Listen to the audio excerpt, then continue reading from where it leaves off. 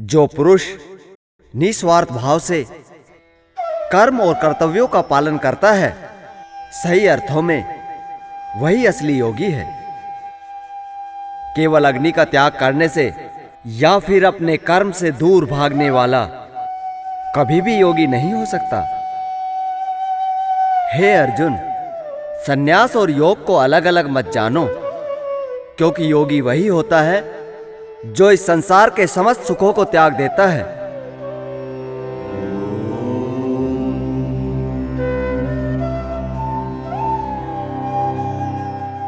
योग में रमे योगी को कोई भी कर्म फल की इच्छा को त्याग कर करना चाहिए।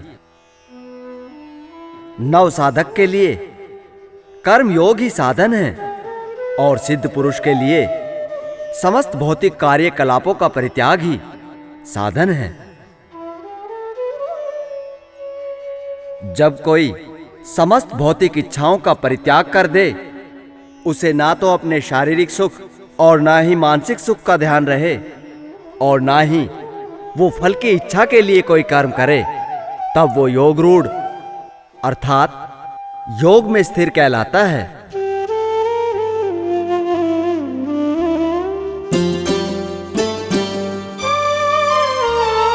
कर्म करे नाही अग्नि जलाए, कैसे वो सन्यासी कहाए।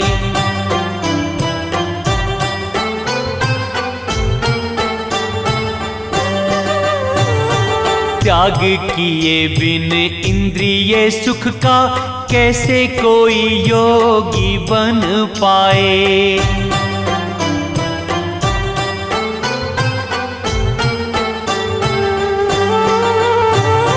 सन्यासी योगी वही है जो अर्जुन,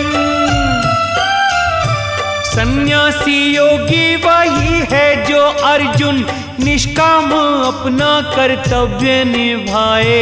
योग में स्थित ऐसा योगी योग में स्थिर है कहलाए। योग में स्थित ऐसा योगी योग में स्थिर है कहलाए। हे अर्जुन, यदि मन सही दिशा में लग जाए तो कल्याण निश्चित है, परंतु भटक जाए तो विनाश से कोई नहीं रोक सकता। अर्थात यही मन हमारा मित्र भी है और शत्रु भी। इसलिए हर एक को चाहिए कि वो अपने मन की सहायता से अपना उद्धार करे। जिसने मन को वश में कर लिया, उसने परम शांति को प्राप्त करते हुए परमात्मा को प्राप्त कर लिया है। जब उसका मन शांत हो जाएगा, तब उसे सर्दी गर्मी सुख दुख मान अपमान कोई भी विचलित नहीं कर पाएंगे।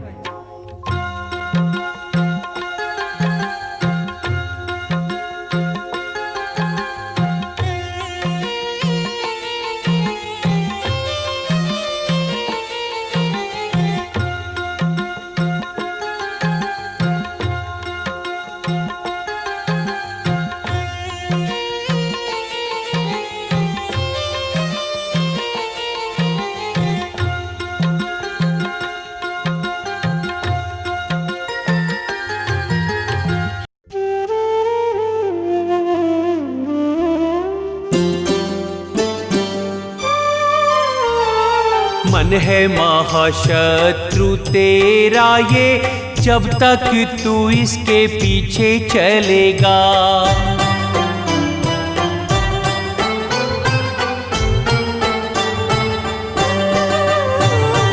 पथ भटकाएगा भ्रमित करेगा, लेकर तुझे कुएं में गिरेगा।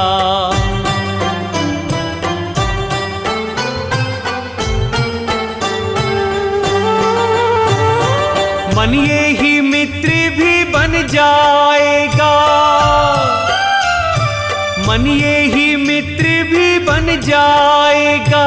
इसको जो अर्जुन जीत तू लेगा, सुख दुख मान अपमान है अर्जुन जय और पराजय समाने लगेगा। सुख दुख मान अपमाने हे अर्जुन, जय और पराजय समाने लगेगा। जिसके अंतःकरण में ज्ञान विज्ञान का समावेश हो, जो अपने अर्जित ज्ञान से संतुष्ट हो, ऐसे आध्यात्मिक पुरुष को जितेंद्रिय कहते हैं। उसके लिए कंकड़ पत्थर सोना सभी एक समान है। जिसके मन में छल कपट ना हो, जो निष्कपट हितैषियों, प्रिय मित्रों, तटस्थों, मध्यस्थों, ईर्ष्यालुओं, शत्रुओं तथा मित्रों, पुण्यात्माओं एवं पापियों को एक समान भाव से देखता है, वह योगी और भी उन्नत माना जाता है।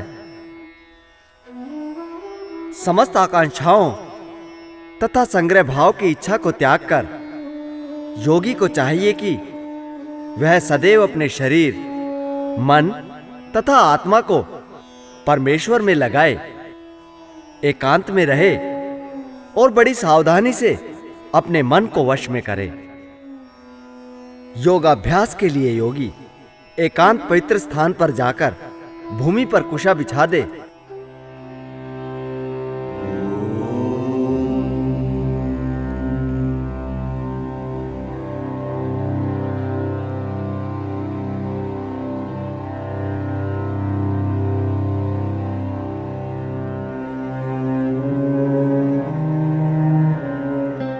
और फिर उसे मिरक छाला से ढके।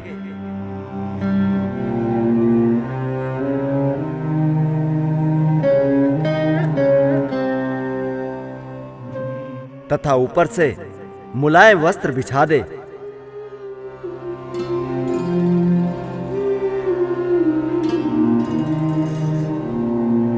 आसन न तो बहुत ऊंचा हो और ना ही नीचा। योगी उस पर दृढ़ता पूर्वक बैठ जाए और मन, इंद्रियों तथा कर्मों को वश में करते हुए अपने शरीर, गर्दन तथा सिर को सीधा रखे और नाक के अगले सिरे पर दृष्टि लगाए।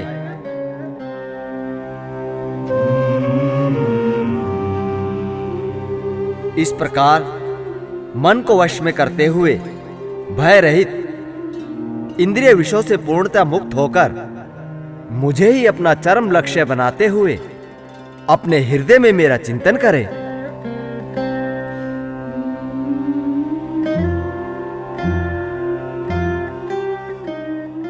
जो योगी शरीर, मन तथा कर्म पर नियंत्रण करते हुए भौतिक सुखों का परित्याग करके निरंतर परमेश्वर में ध्यान लगाता है, उसे ही भगवत धाम की प्राप्ति होती है।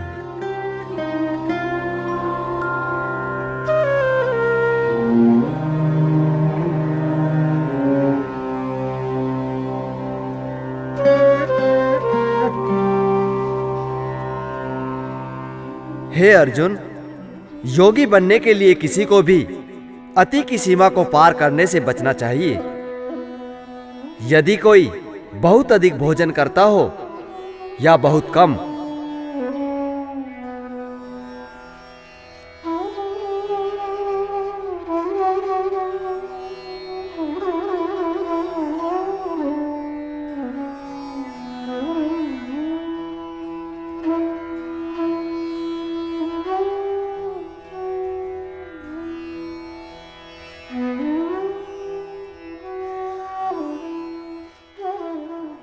इसी तरह कोई बहुत अधिक सोता हो या बहुत कम,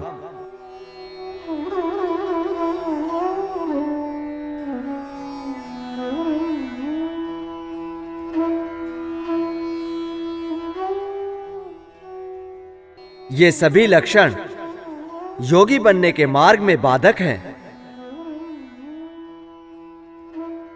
जो खाने, सोने, आमोद प्रमोद तथा अन्य कार्यों में नियमित रहे, वो योगाभ्यास द्वारा समस्त भौतिक कष्टों को नष्ट कर सकता है।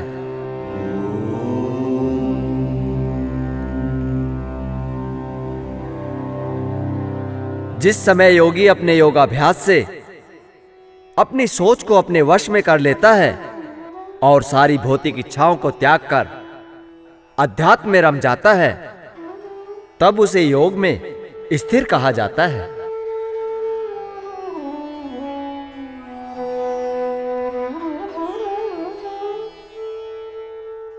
जिस प्रकार वायु रहित स्थान में दीपक हिलता डुलता नहीं, उसी तरह जिस योगी का मन उसके वश में होता है, वो आत्म तत्व के ध्यान में सदैव स्थिर रहता है।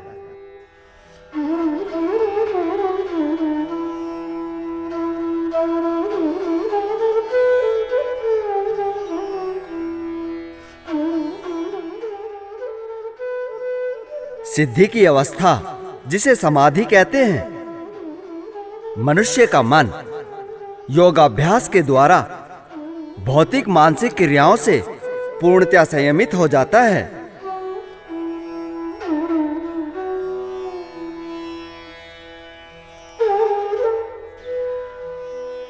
इस सिद्धि की विशेषता यह है कि मनुष्य शुद्ध मन से अपने आप को देख सकता है और अपने आप में आनंद उठा सकता है।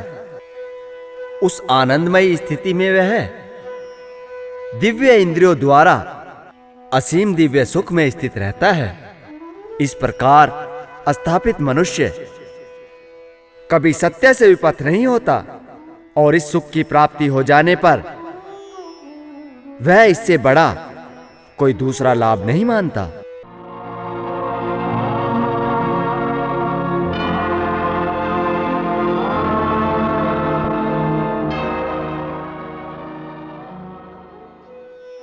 ऐसी स्थिति को पाकर मनुष्य बड़ी से बड़ी कठिनाई में भी स्थिर रहता है।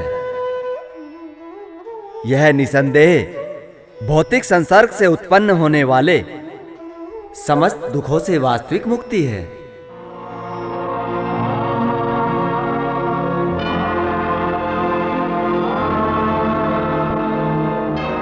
मनुष्य को चाहिए कि संकल्प तथा श्रद्धा के साथ योगाभ्यास में लगे और पथ से विचलित ना हो। उसे चाहिए कि मनोधर्म से उत्पन्न समस्त इच्छाओं को निरपवाद रूप से त्याग दे। इस प्रकार मन के द्वारा सभी ओर से इंद्रियों को वश में कर लें।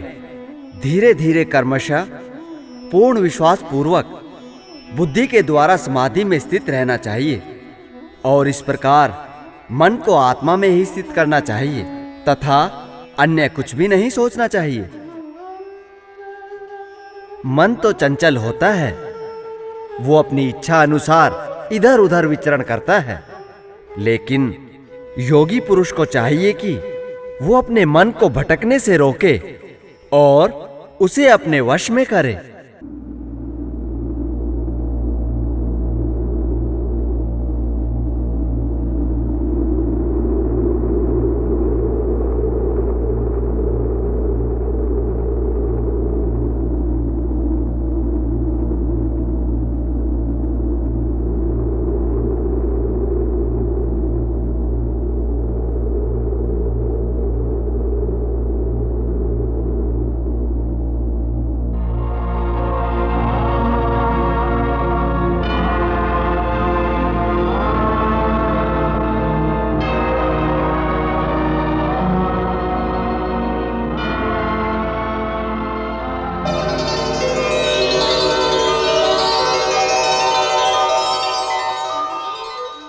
जिस योगी का मन मुझ में स्थिर रहता है, वो निश्चय ही दिव्य सुख की सर्वोच्च सिद्धि प्राप्त करता है।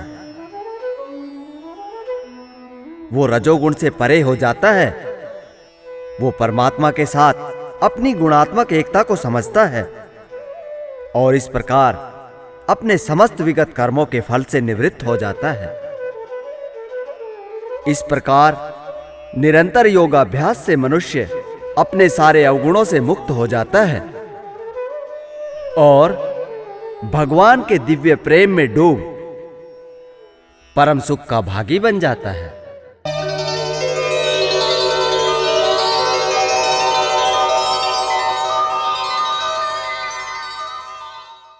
जिसने सचमुच योग प्राप्त कर लिया हो, वो समस्त जीवों में मुझे और मुझ में समस्त जीवों को देख सकता है।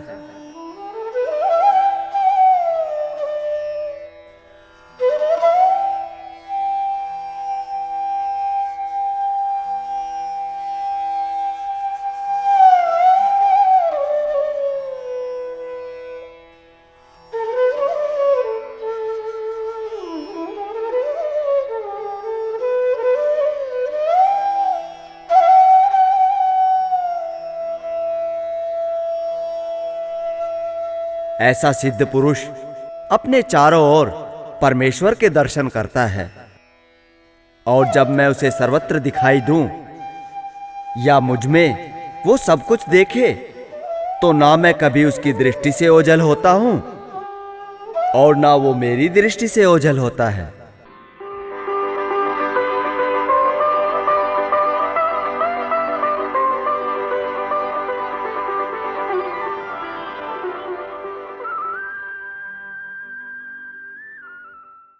वैसे भी जो यह जानता है कि मैं और परमात्मा अलग नहीं, और यह जानकर परमात्मा की भक्ति पूर्वक सेवा करता है, वह हर प्रकार से मेरे हृदय में स्थित हो जाता है।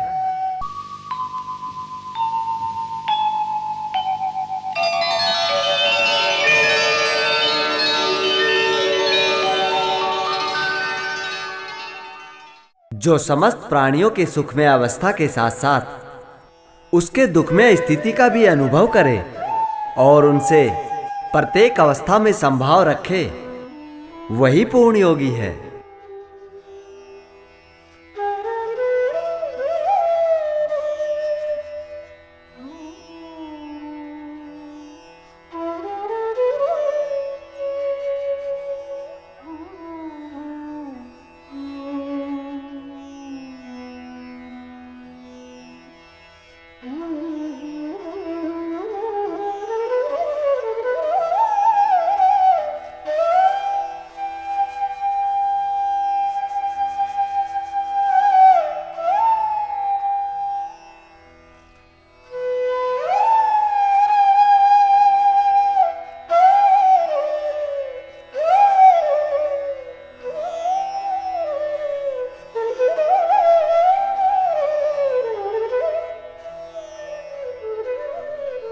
आपने तो योग का वर्णन कितनी आसानी से कर दिया, परंतु ये मन तो अति चंचल और अस्थिर है, इसलिए मैं इससे पूर्णतः सहमत हो पाने में असमर्थ हूं। हे प्रभु, चूंकि ये मन चंचल, हठीला और अत्यंत बलवान है, अतः मुझे इसे वश में करना वायु को वश में करने से भी अधिक कठिन प्रतीत हो रहा है। हे अर्जुन, इसमें कोई संदेह नहीं कि चंचल मन को वश में करना अत्यंत कठिन है, परंतु यह असंभव नहीं। उपयुक्त अभ्यास तथा वैराग्य द्वारा इसे वश में किया जा सकता है, क्योंकि मन के संयम और समुचित उपाय द्वारा ही सफलता प्राप्त की जा सकती है। अतः आत्म साक्षात्कार के लिए मन को वश में करना अनिवार्य है, क्योंकि चंचल मन वालों के लिए आत्म साक्षात्कार करना कठिन कार्य होता है। चंचल मन निसंदेह अर्जुन, यूं ही न बंधन में बंध पाए।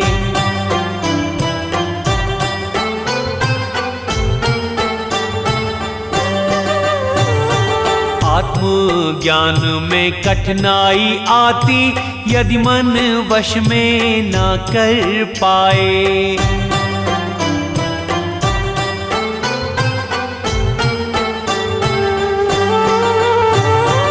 कर सकता है प्राणी मन को वश में,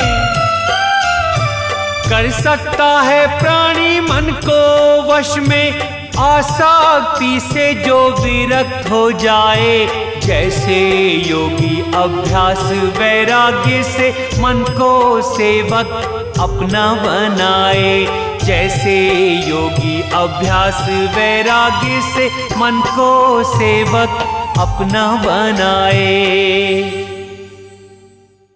हे केशव, ऐसे तो कई लोग होते हैं जिनकी श्रद्धा तो योग में होती है, किंतु मन की चंचलता के कारण मन योग से विचलित हो जाते हैं।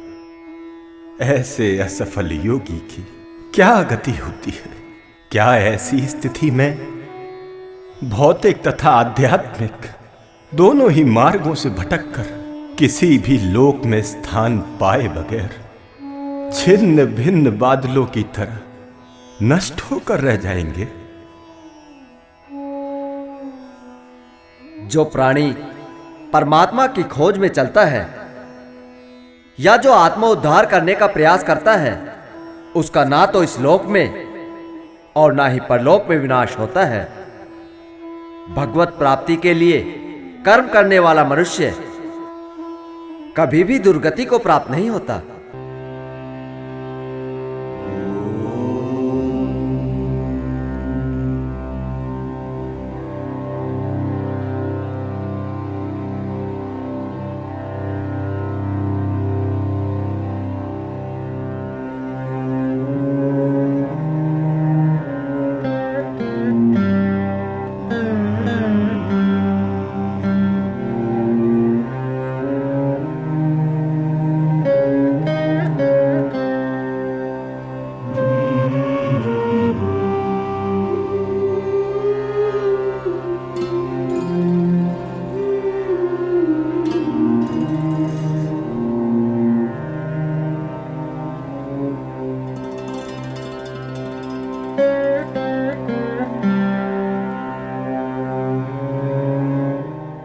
ऐसे असफल योगी पवित्र आत्माओं के लोकों में अनेक वर्षों तक वास करने के बाद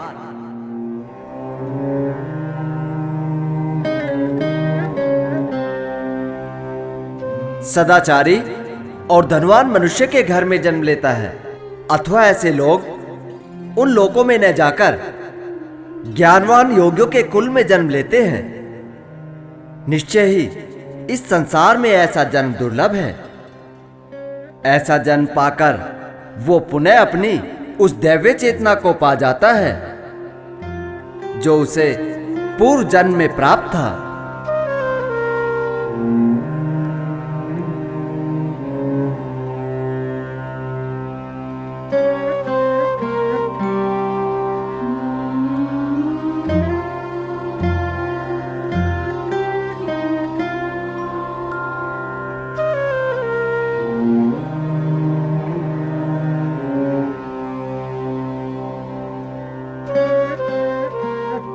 इस प्रकार वो फिर से अपने अपूर्ण कार्य को पूर्ण करने का प्रयत्न करता है।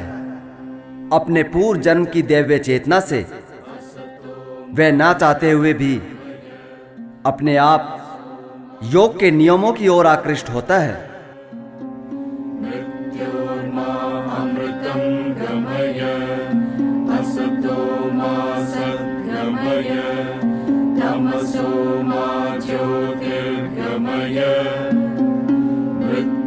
ऐसा जिज्ञासु योगी शास्त्रों में लिखे योग अनुष्ठान विधि से भी परे चला जाता है, और जब योगी समस्त अवगुणों से दूर शुद्ध होकर सच्ची निष्ठा के साथ आगे बढ़ता है तो अनेकों अनेक जन्मों के अभ्यास के पश्चात सिद्धि लाभ कर परमधाम को प्राप्त होता है।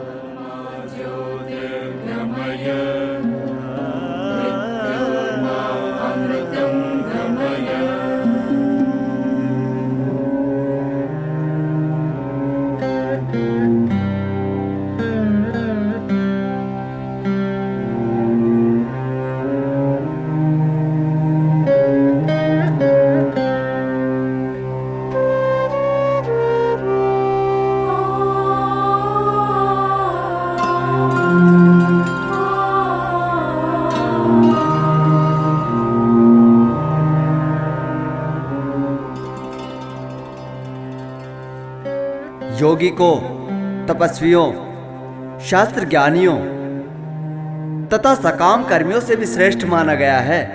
इसलिए हे अर्जुन, मैं चाहता हूं कि तुम भी सभी प्रकार से योगी बनो। समस्त योगियों में जो योगी श्रद्धा पूर्वक मेरी भक्ति करता है और जिसका मन सदैव मुझ में रमा होता है, वही योगियों में मुझे सबसे श्रेष्ठ योगी लगता है।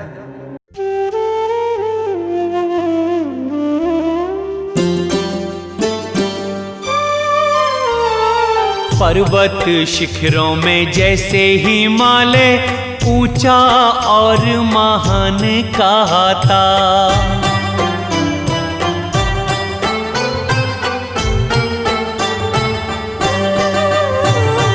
वैसे ही योगों में भक्ति योग श्रेष्ठ व पावन है कहलाता।